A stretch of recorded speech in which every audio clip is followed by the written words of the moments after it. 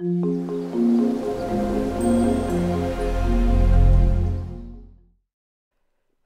and welcome. I'm Jenny Hall. Thanks for joining me for another card making tutorial. Today I would like to share the card making technique of watercolor wash. There's many ways to create this. I'd like to share you the way that I have found success. I'm starting with a piece of watercolor paper and some regular dye ink stamp pads. I have an aqua painter and I'm applying some water, and it's just tap water, directly to the paper. After the paper has an area that is wet, then I have picked up some ink from the stamp pad lid, and while applying the ink, I'm pressing the barrel of the aqua painter to have more fluid flow through with the ink. I've tried this many different ways, saturating the paper, making it wade, and the one key element that I have found success is to squeeze that barrel and let the water bring out all of the colors onto the paper.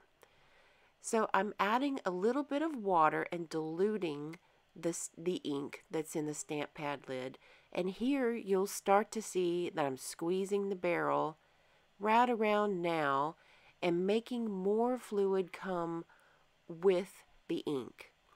So if a small concentrated amount of ink goes onto a piece of paper, it's not going to move around very well. But as you can see here, I've just squeezed that barrel, and it does make the ink spread out. It makes the fluid and the color move around on the watercolor paper.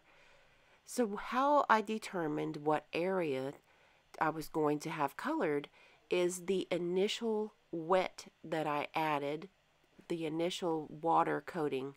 I didn't put it from the edge to edge. I left about a 1/2 inch margin around the area that's on the edge. I just want the center of the paper to hold the color or to hold the watercolor wash. So once you get enough colors going that you feel comfortable with, and there's lots of fluid moving, this is what's going to give that final look. Don't be afraid to add lots of water because it will dry up. To help it dry, you can add your heat gun on the low setting or let it air dry. To give a little look of depth, to pick up some of that color, to give it a field of vision type of thing, I'm adding from my Stampin' Spritzer some regular water drops, and I flicked them on. Let them sit for about 10 seconds and pick it back up with your paper towel, and you have a little bit of color that comes off, but not all of it. So that is basically all there is to it to get that fancy watercolor look that is very trendy.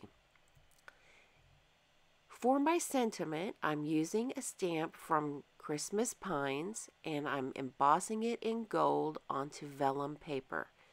This is going to give me a look that I had in mind. Remember, when you're embossing on vellum, to go very easy with the heat and move that heat around in order not to warp the paper. There isn't a die for this sentiment, so with my paper snips, I'm just working to fussy cut the word as a whole by going around the outside edges in a loose manner. Watercolor paper does tend to be very strong, so tear and tape adhesive works really great to adhere it down to a piece of standard cardstock. To hide the adhesive on the back of the vellum, I used some mini glue dots and put them behind the gold words.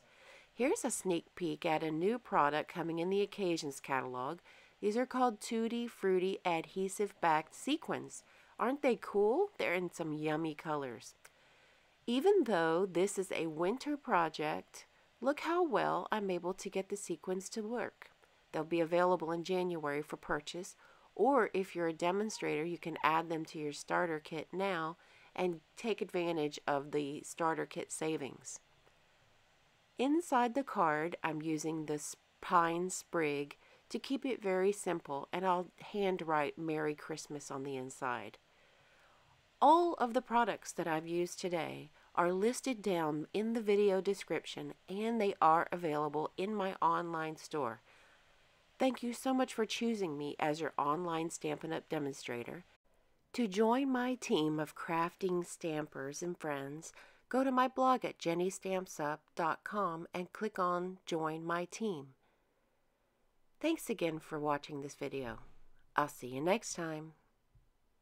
Thanks for watching the video. See you next time.